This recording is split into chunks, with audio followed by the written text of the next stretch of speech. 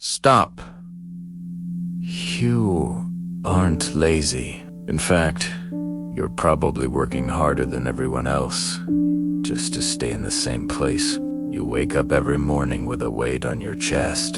You push, you grind, and you try every new strategy. But at the end of the month, your bank account looks exactly the same as it did last year. It feels like you are running on a treadmill that is going nowhere.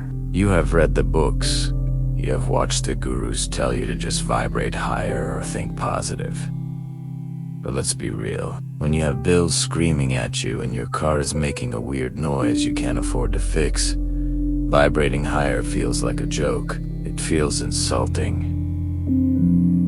You feel a deep mental friction. You want to move forward, but something invisible is pulling you back. It is exhausting. It's like driving a car with one foot on the gas and the other foot slamming on the brake. In the next 20 minutes, I'm going to show you why your hard work is actually failing you. I will give you a 60-second psychological hack called the pattern interrupt. This is the only way to break a money plateau when your brain is literally fighting against your success. Think about the feeling of being truly stuck. It isn't just about the money. It is the silence in your house at night when you wonder if this is all life has for you. It is the look in your family's eyes when you have to say no to something they really want. It is that heavy, dark cloud that follows you from the moment you wake up until the moment you fall into a restless sleep. You feel like a failure, but the truth is much more complex. You are a high achiever hitting a wall you cannot see. Let's look at someone like Sarah. Sarah is smart. She's a hard worker. She stays late. She takes the courses, and she learns every new marketing trick. But for 2 years, her income has not moved an inch.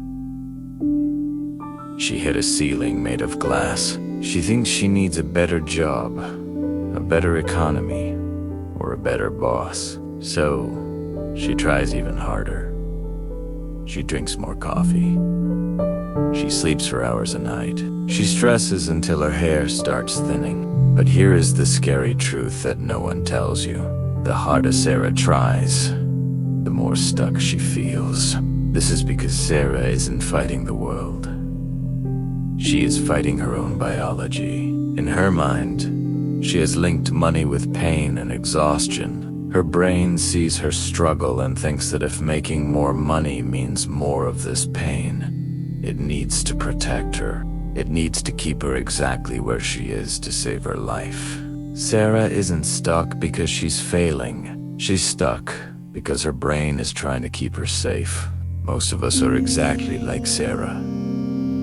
We treat being stuck like a lack of effort. We think if we just yell at ourselves louder or work until we collapse, the money will finally come. But that is like trying to break a brick wall by hitting it with your head.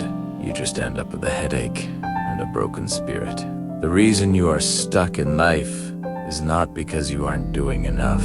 It's because your internal set point is locked. You are fighting a war against a thermostat that you didn't even know you had. Why does this happen? It is a biological process called homeostasis.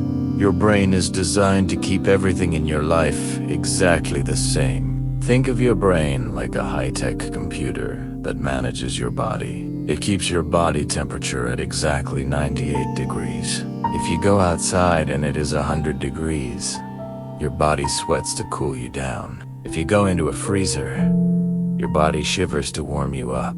This is a survival mechanism. Your brain hates change. So your brain change equals danger. Here is the secret. Your brain does the exact same thing with your bank account. You have an internal money thermostat. This thermostat was set years ago. If you grew up in a home where your parents always argued about bills, your thermostat was set to struggle. If you have spent the last 5 years earning a specific amount, your brain has decided that amount is your safe zone. When you suddenly get a big bonus or a lucky break, your brain feels a threat. Even though you want the money, your subconscious mind is screaming that this is too much. It thinks this is not who we are and that we are in danger. When this happens, you start to self-sabotage. But you don't call it self-sabotage. You call it bad luck or being tired. You suddenly get a headache right before a big meeting. You forget to follow up with a lead who could change your life. You get into a fight with your partner and lose your focus for a week. Or you get the money and immediately spend it on a repair you didn't see coming. You are literally forcing yourself back to the temperature you are used to. You are cooling yourself down because the heat of success feels like a fire to your old identity. This is a war inside your head. One part of you says you want to be rich, but the deeper, older part of your brain says that wealth is a threat to your safety. If your brain views wealth as a threat, it will choose being poor and safe every single time. To fix a broken machine, you first have to understand the software it is running. Your brain is currently running on a version of Windows from 20 years ago. It is slow, it is full of bugs, and it is designed for a person you no longer are. This is why you feel that constant friction. You are trying to install a millionaire app on broke software. It just crashes every time. This is where we perform an identity audit. You need to become a detective in your own mind.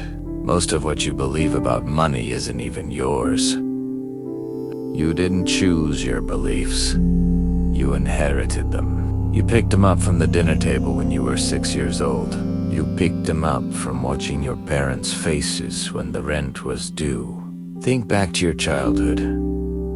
What was the vibe around money? Was it a source of joy or a source of screaming? Did you hear things like, "We can't afford that," or "Rich people are greedy"? Your brain recorded those moments as absolute laws of physics. If your brain learned that money causes stress, it would protect you from money forever. You are literally fighting a survival instinct. To your subconscious, being poor is safe because you are still alive. Being rich is a giant question mark, and the brain hates question marks. This is the unique angle most people miss. You aren't avoiding work. You are avoiding a perceived threat. You have to convince your brain that wealth is actually safer than poverty. This brings us to cognitive dissonance. This is the mental pain you feel when you hold two opposite beliefs. You want to be a legend, but you believe you're a loser. These two thoughts cannot live in the same house. One of them has to leave. Usually, the legend thought is the one that gets kicked out because the loser thought has been there longer. It has more roots. It has more evidence. Every time you failed in the past, you gave that negative belief more power. To break this, we use the logic hack. We stop trying to feel positive and start looking for data. We need to talk about the reticular activating system, or the RAS.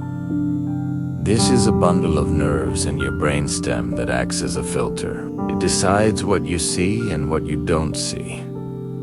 Right now, your RAS is programmed to see lack.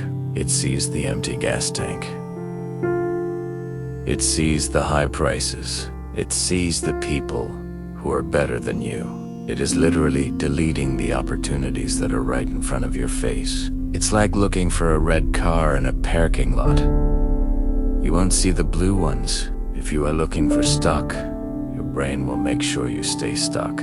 This is the value addition you won't find on other channels. We aren't just talking about vibrations. We are talking about neurological filtering. You're a salesperson, a creator, a leader. Your success depends on seeing what others miss. But if your filter is clogged with old, fearful safety rules, you're blind. You could walk past $1 million idea and your brain would hide it from you because that idea feels too big for your current identity. To expand that identity, you must start the proximity exposure today. This is the second step of our recalibration. Your amygdala, the part of the brain that handles fear, needs to be bored by wealth. Right now, wealth makes you nervous. It makes you feel like an imposter. I want you to go to the most expensive places in your city. I want you to walk into a store where a watch costs more than your yearly salary. Don't go there to pretend you're buying. Go there to sit. Go there to breathe. When you first walk in, your heart will race. You will feel like everyone is looking at you. You will feel like a fraud. That is your internal thermostat trying to cool you down. Stay there. Do not leave. Sit there until your heart rate slows down. Sit there until the luxury feels normal. You are telling your brain, look, we are in a rich place, and we didn't die. We are safe here. You are manually turning the dial on your thermostat. You are teaching your nervous system that having is not a threat. You also need to perform a social audit. Look at the 5 people you talk to the most. Are they stuck too? Do they complain about the economy?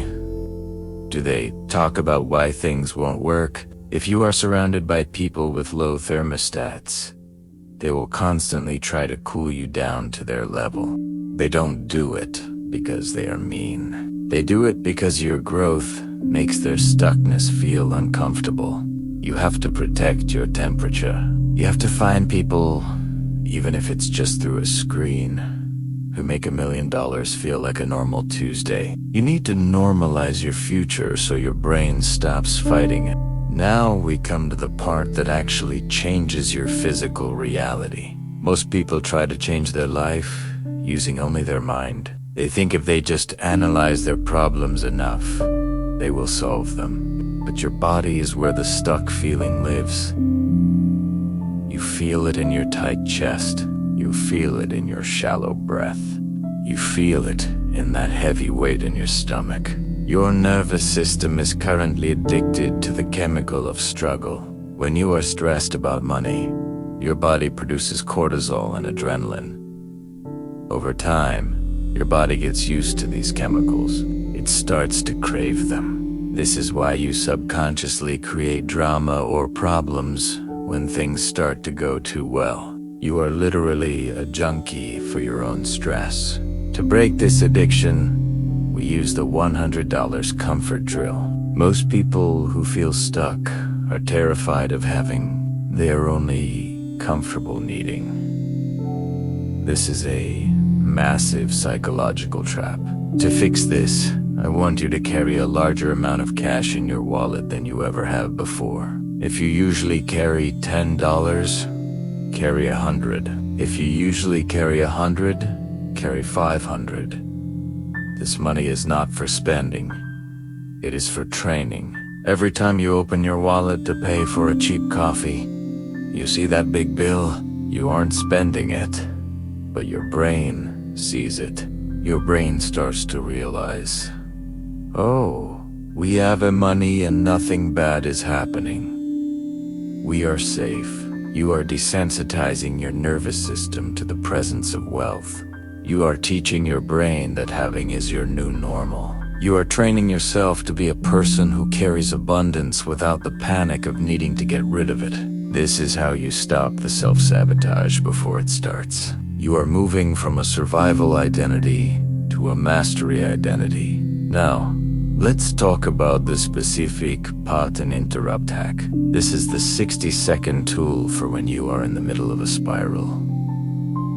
We have all been there. You look at a bill, or you have a bad sales day, and suddenly that voice in your head starts screaming. It's never going to work. You're going to fail. You're just like everyone else.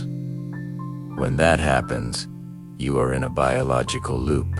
Your brain is sending signals to your body to freeze, and your body is sending signals back to your brain that things are hopeless. You cannot think your way out of a biological loop. You must shock your way out. When you feel that heaviness, you must stand up immediately. Do not finish the thought. Shake your arms and legs like you are trying to shake off cold water. Clap your hands as loud as you can 3 times. Then, look up at the ceiling, not at the floor, but at the ceiling. Now take one massive, loud breath. Why does this work? Because your brain cannot maintain a depression state when your body is in an action state. By looking up and moving fast, you are forcing your brain to switch from the emotional back brain to the logical front brain. You have just bought yourself a 60-second window of clarity. In that 1 minute, do not go back to your desk. Do one small thing that moves you forward. Send one message. Write one headline. Make one decision. This is the unique angle. This is the identity expansion method.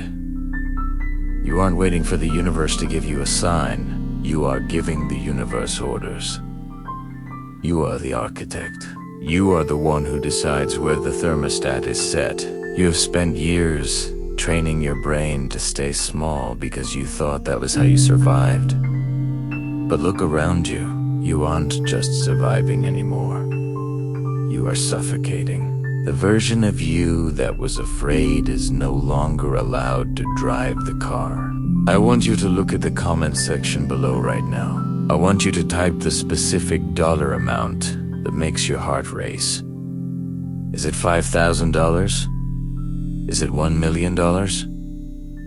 Put it in the comments. By typing it out, you are bringing that monster into the light. You are showing your brain that it is just a number on a screen. You are starting the process of making that number normal. Look at the other comments. Realize that everyone is fighting the same thermostat. We are all recalibrating together. You are at the end of this journey. Most people will watch this and do nothing. They will go back to their safe struggle. They will keep running on the treadmill and wondering why they aren't moving. But you aren't different. You stayed until the very end because you know that something has to give. You know that you are capable of so much more than this stuck life. The wall between you and your dreams is made of paper. It is made of old memories and 7-year-old fears. You can walk through it whenever you choose. The old version of you is dead. The version of you that doubted your power is gone. You are now the architect of your own mind. You are the one who decides your value. You are the one who sets the temperature. Don't do this for the money. Do it for the freedom. Do it so you never have to say, "I can't ever again." Your future self is waiting for you. They're standing in that freedom, looking back at you, begging you to just make the jump. I believe in you, but that doesn't matter. You need to believe in the legend you are becoming. Subscribe if you are ready to raise your thermostat. Let's get to work.